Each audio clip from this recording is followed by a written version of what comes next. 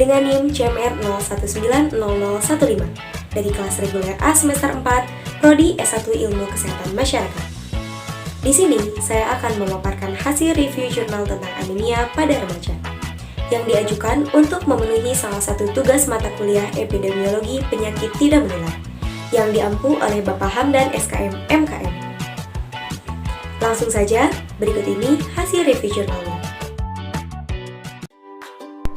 Judul jurnal yang saya review yaitu Kebiasaan Sarapan Pagi Berhubungan dengan Kejadian Anemia pada Remaja di SMA Negeri 8 Muaro Jambi. Penulis jurnal ini yaitu Umi Kalsum dan Raden Halim dari Prodi Kesehatan Masyarakat Fakultas Kedokteran dan Ilmu Kesehatan Universitas Jambi dengan alamat Jalan Lejen Suprapto nomor 33, Telanayipura, Kota Jambi, dan emailnya yaitu umi2103@gmail.com. Jurnal ini dipublikasikan pada tahun 2016. Langsung saja masuk pada bab pendahuluan. Masa remaja merupakan tahapan kritis kehidupan sehingga periode itu dikategorikan rawan dan mempunyai risiko kesehatan tinggi. Salah satu masalah gizi utama yang juga banyak dialami oleh remaja adalah anemia. Anemia adalah keadaan di mana jumlah sel darah merah atau kadar hemoglobin dalam sel darah merah berada di bawah normal.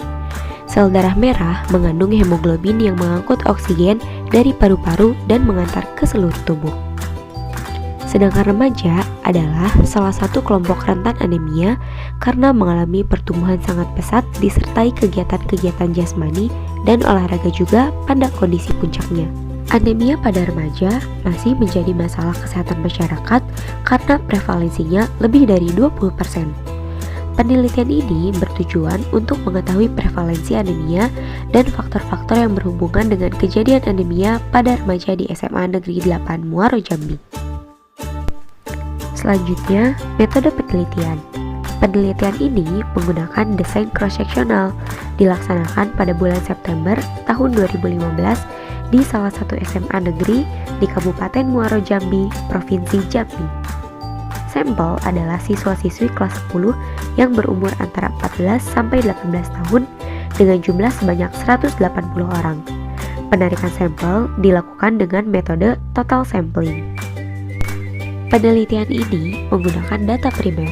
Status anemia diukur dengan menggunakan alat ukur portable Nesco dan faktor-faktor risiko terjadinya anemia dengan metode wawancara dan data sekunder berupa jumlah siswa dan profil sekolah.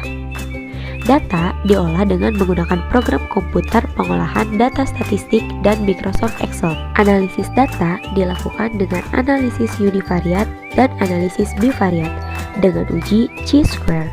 Selanjutnya yaitu hasil dan pembahasan. Rata-rata kadar hemoglobin pada siswa SMA Negeri 8 Muaro Jambi adalah 12,1 gram dalam 1 desiliternya. Rata-rata kadar hemoglobin ini sama dengan nilai normal untuk kelompok orang menurut umur dan jenis kelamin, di mana kadar hemoglobin normal lebih dari sama dengan 12 gram dalam persen. Rata-rata kadar hemoglobin dari hasil penelitian ini lebih rendah dari hasil Riskesdas tahun 2007, di mana rata-rata nilai kadar hemoglobin anak-anak umur kurang dari sama dengan 14 tahun di Provinsi Jambi adalah 12,75 gram dalam 1 desiliternya. Rata-rata pada perempuan dewasa adalah 13,33 gram dalam 1 desiliternya dan pada laki-laki dewasa 15,25 gram dalam 1 desiliternya. Temuan utama pada hasil studi ini adalah perbedaan resiko kejadian anemia menurut jenis kelamin, di mana remaja perempuan lebih beresiko untuk terkena anemia dibanding remaja laki-laki. Remaja perempuan membutuhkan zat besi lebih tinggi dibandingkan laki-laki karena adanya resiko kehilangan zat besi saat menstruasi setiap bulan. Di samping itu, remaja perempuan mempunyai body image lebih tinggi dibandingkan laki-laki. Perempuan berusaha menjaga tubuhnya agar tetap langsing, sehingga sering menjaga pola makannya dengan mengurangi porsi makan, frekuensi makan, atau melakukan diet tertentu secara keliru yang mengakibatkan kebutuhan gizinya tidak terpenuhi. Temuan utama lainnya adalah perbedaan yang signifikan kejadian anemia menurut kebiasaan sarapan pagi remaja.